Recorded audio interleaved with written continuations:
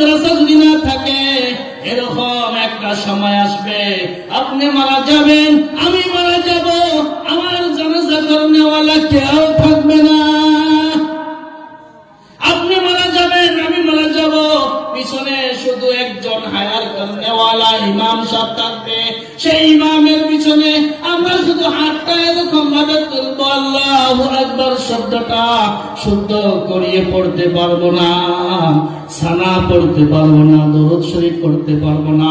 এমনকি মাইয়েতের জন্য দোয়া করতে হয়, আল্লাহুম্মা গফিরলি হাইয়িনা, হে আল্লাহ তুমি আমাকে মাফ করে দাও, আমার জীবিতদেরকে মাফ করে দাও। ওয়া মাইয়িতিনা, যারা আমার থেকে বিদায় নিয়ে গিয়েছে তাদেরকে মাফ করে দাও। ওয়া শাহিদিনা, যারা আমার নিকটে, যারা আমাদের নিকটে উপস্থিত আছি তাদেরকে আল্লাহ তুমি মাফ করিয়ে দাও। ওয়া গায়িবিনা, যারা গায়েব আছে এখানে নাই, মাওলা তুমি তাদেরকে মাফ করে দাও। এরকম অর্থ কয়জনে জানি? কয়জনে জানিব? জানি।